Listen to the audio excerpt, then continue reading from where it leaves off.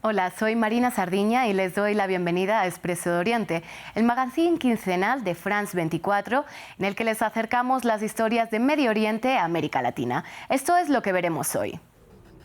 Israel aprobó el polémico presupuesto de Benjamín Netanyahu, que entre otras cosas impulsará los fondos para los partidos ultraortodoxos y procolonos. Tenemos reporte. Y Chile acoge a la mayor comunidad de palestinos fuera del mundo árabe, un éxodo que lucha por mantener su cultura a pesar de la distancia.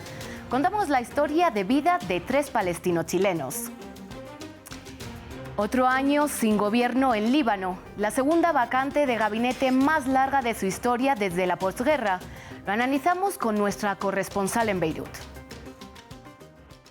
Iniciamos en Israel, porque el Parlamento aprobó un controvertido presupuesto bienal nacional, y es que una buena parte de los fondos dedicados a los asentamientos ilegales de colonos israelíes en la Cisjordania ocupada, como parte del acuerdo entre el Likud y sus socios de gobierno. Nos lo explica más de este polémico presupuesto y sus consecuencias nuestro corresponsal en Jerusalén, Federico Cuevar Verena. Con la aprobación del presupuesto para los próximos 2 años, Benjamín Netanyahu consigue cierta estabilidad, contentando a sus socios ultraortodoxos y de la extrema derecha, pero profundizando la polarización en la sociedad israelí. Los sectores seculares califican este presupuesto de saqueo. Miles de ellos se movilizaron en la víspera de la aprobación del presupuesto y cuestionan principalmente los fondos asignados a las comunidades judías ultraortodoxas. De los 3.600 millones de dólares de fondos discrecionales que la coalición gobernante asigna, casi el 85% están destinados a causas de las comunidades ultraortodoxas o del sionismo religioso. Esto se traduce en casi 1.000 millones de dólares destinados a fortalecer los subsidios para estudiantes religiosos que están exentos del servicio militar y que en su mayoría no trabajan, o también unos 300 millones para las escuelas privadas ultraortodoxas que en sus currículas no tienen algunas materias básicas como matemática o inglés. Todo esto, advirtieron 280 economistas, pone en riesgo el desarrollo de una economía de avanzada porque no brinda los suficientes incentivos a este sector de la población para sumarse al mercado laboral. Por otra parte, desde la oposición árabe, partidos de izquierda y organizaciones cuestionaron los cientos de millones asignados a los asentamientos judíos en Cisjordania ocupada, que son ilegales bajo el derecho internacional. Unos 1.000 millones de dólares están destinados al desarrollo de carreteras, que en su mayoría son de uso exclusivos para colonos, mientras que hay cientos de millones asignados incluso a asentamientos que son considerados ilegales por Israel. El ministro de Finanzas, Bezalel Smotrich, ha anticipado que su objetivo es que la población de colonos se duplique en los próximos años. Así, el presupuesto allana el camino para que el gobierno avance en su agenda ultranacionalista, religiosa y anexionista, mientras en el horizonte vuelve a aparecer la controvertida reforma judicial que de momento está paralizada y con negociaciones entre el oficialismo y la oposición aún infructuosas para alcanzar una reforma que se consiga por consenso. Pasamos a Chile. Pese a los 13.000 kilómetros de distancia de Medio Oriente, este es el país de América Latina donde reside la comunidad palestina más grande fuera del mundo árabe. Un éxodo que se agravó desde la creación del Estado de Israel en 1948. Esta población lucha por mantener su cultura pese a la distancia. Veamos la historia de nuestra corresponsal en Santiago, Patricia Luna. Ana se prepara para salir al escenario del teatro en uno de sus viajes más personales. Descendiente de 4ª generación de palestinos, sus bisabuelos llegaron a Chile a finales del siglo XIX. Sus abuelos volvieron a Palestina y regresaron de nuevo para asentarse en el sur del país en 1930.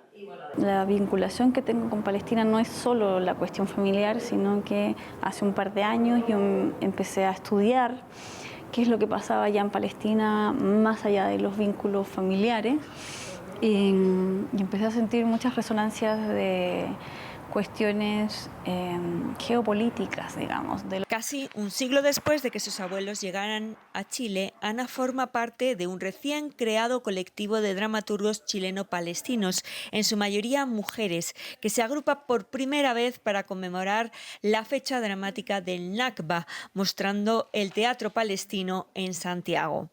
la Palestina que yo experiencié allá, la que yo vivía allá, vive acá también. A 13.000 kilómetros de Oriente Medio, en Chile, se encuentra la comunidad palestina más grande fuera del mundo árabe.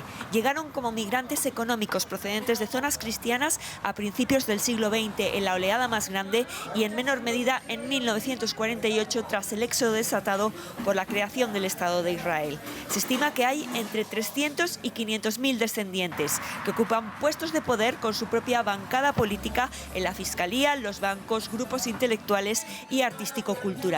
A diferencia de otras comunidades palestinas en América Latina, la chilena cuenta con gran implicación política. Ya, chicas, ensayemos, por favor.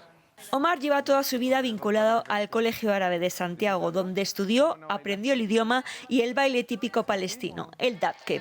Ahora lo enseña a un grupo de niñas adolescentes de manera colaborativa. Es abogado, pero dedica su tiempo libre a seguir enseñando su cultura a las nuevas generaciones, en un trabajo de carácter casi evangelizador. El dabke ha jugado un papel muy importante en la resistencia. ¿Por qué? Porque la resistencia del pueblo palestino tiene muchas aristas, entre ellas la cultural, en el sentido de demostrarle al mundo que este es el pueblo palestino, estas son sus tradiciones y que el pueblo palestino continúa, resistiendo, continúa estando aquí y que en el fondo no nos vamos a ir a ningún lado. En las afueras de Santiago, Bassar al-Hussein es un vecino más en el pueblo de Buin. Es popular dentro de la comunidad. Llegó a Chile hace 7 años como refugiado palestino tras un recorrido por diversos países que le negaron la entrada por su nacionalidad. Sí, la vida es difícil, pero difícil como otro chileno. Yo vivo como chileno. Si hay comida, comer, si hay comprar, si hay plata, hay. No olvida sus raíces ni sus costumbres. Tiene proyecto de construir un restaurante palestino en este edificio junto a un amigo, mientras espera la nacionalidad chilena para tener un lugar al cual poder llamar también país. Pasamos ahora al Líbano, que cumple 1 año sin gobierno desde que el entonces presidente Michel Aoun declaró la renuncia oficial del gabinete tras las elecciones parlamentarias. Los grupos políticos y los partidos elegidos para el Parlamento no pudieron improvisar una mayoría y, concluido el mandato de Aoun el pasado octubre, no se pudo formar un gabinete sin un presidente.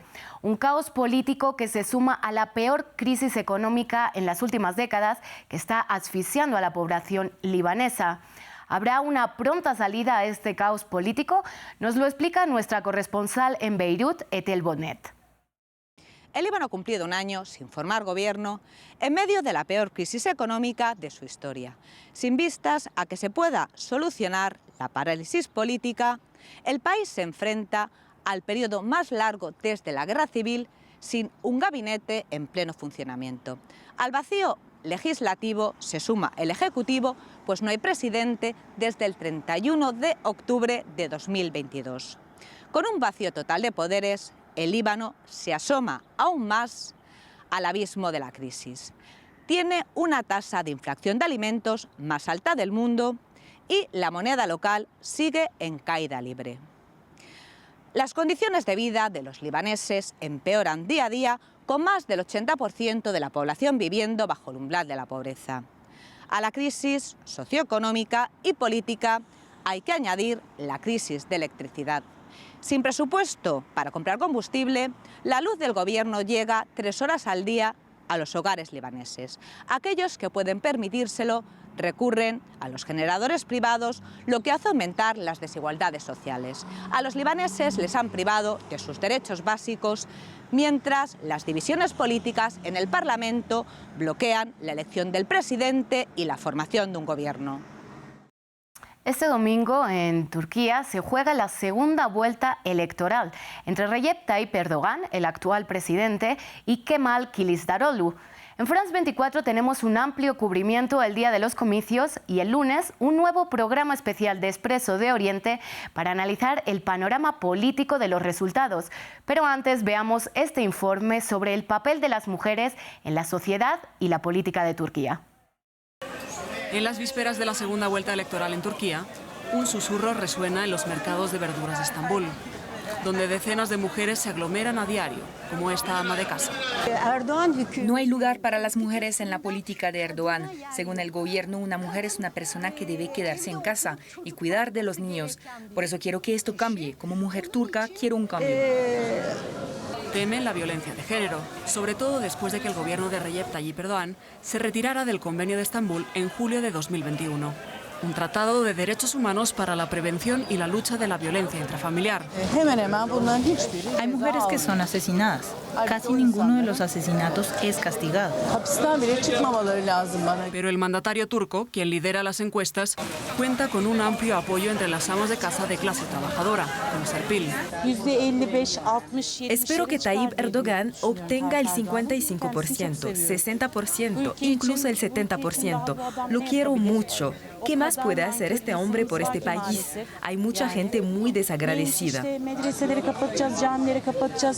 Para las activistas feministas turcas, derrocar a Erdogan es una cuestión de supervivencia, pese a que la alternativa, Kemal Kılıçdaroğlu, tampoco era su primera opción.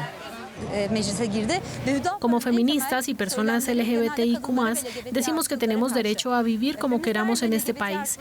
Queremos vivir libremente con nuestra orientación sexual y nuestras preferencias políticas, pero sabemos que esto será cada vez más difícil en la Turquía del AKP y de Erdogan. En las últimas 2 décadas de mandato de Erdogan, denuncian, han sufrido persecuciones, represiones y un amplio retroceso en sus derechos. Queda por ver si el viento cambia a su favor este domingo en Turquía, donde la sociedad sigue siendo profundamente conservadora y patriarcal. Y terminamos con cine. Por primera vez, una película jordana llega al Festival de Cannes. Inshallah Aboy, la ópera prima del director jordano Hamad al-Rashid, relata la lucha de una mujer contra el patriarcado y las injusticias en su país. Esto es lo que dijo su director. Inshallah Aboy se inspiró en la historia de una de mis parientes. Ella se encontraba en una situación similar a la de la protagonista de la película, Nawal. Toda la historia se basa en la pregunta, ¿qué habría pasado si? Es la misma pregunta en la que se basan todos mis cortometrajes anteriores. No doy ninguna respuesta. Me limito a construir la historia a partir de esa pregunta. ¿Qué pasaría si la mujer decidiera decir no? Simplemente basta. No a las costumbres y tradiciones, no a todo lo que hemos estado acostumbrados a hacer durante años.